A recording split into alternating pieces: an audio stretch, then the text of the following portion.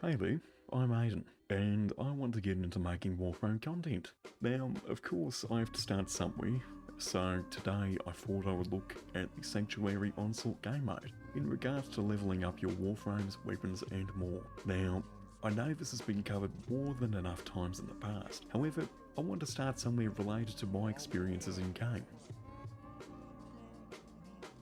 So, as a returning player, I remember the leveling ability of Hydron on Sedna. Now, this is still a great way to level weapons and frames, but only recently did I take a look into Sanctuary Onslaught. Now, although I have an affinity booster active, even without it, Sanctuary Onslaught is so much faster when leveling your weapons and frames.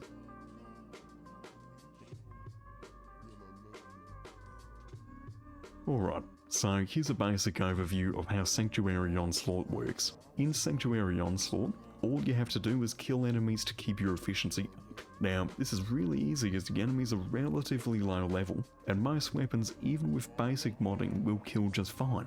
Now, keeping your efficiency up until the timer runs out, that will open the conduit to the next zone. The enemy level increases with each zone, and not only does the tile set change, but so does the enemy faction. Finally, you can pick up an efficiency stimulus, which increases the player's efficiency. When running Sanctuary Onslaught, I would recommend leaving your matchmaking open, as you'll easily find other players leveling weapons or farming core or Warframe parts. Now, having teammates makes keeping efficiency up much easier, and you get bonus affinity from being nearby allies, which means leveling up quicker. The best part about Sanctuary Onslaught is that you can leave after any zone you want to, meaning you don't need to waste time at Affinity like you do on Hydron, where you have to wait for every 5 rounds for the opportunity to extract. Now let's get on to the rewards.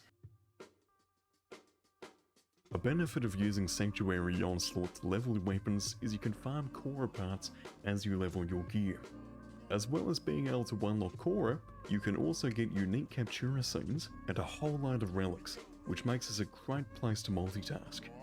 In Sanctuary Onslaught, zones 1 to 4 are considered as rotation A, 5 to 6 are rotation B, and 7 to 8 are rotation C. When leveling frames or weapons, you won't really have to go past Zone 6, however I would recommend pushing to get to Rotation C rewards, as farming for Cora can be really tiring, especially when Cora's main blueprint and her system's blueprint are in Rotation C. Finally, I'll talk about leveling efficiency. Now, from my own testing and random squads, I found the following. With an affinity booster, it takes 2 to 3 zones to max out a weapon, and it only takes 4 to 5 zones to max out a Warframe. Now, I'd like to mention that this is when maximising levelling efficiency by removing weapons or anything that's already max level. So alternatively for Warframes, this would be bringing in one weapon of choice and an unleveled Warframe, or bringing in a powerful Warframe and an unranked weapon. Unfortunately, I can't say how many zones it takes to do this without an affinity booster. However, at the time of recording this, there will be an extra long double affinity weekend for TennoCon, so make the most of that. Anyway, that's it from me now. I'm sure I've probably missed something, but that's what learning's all about. So regardless, I hope you enjoyed, and goodbye.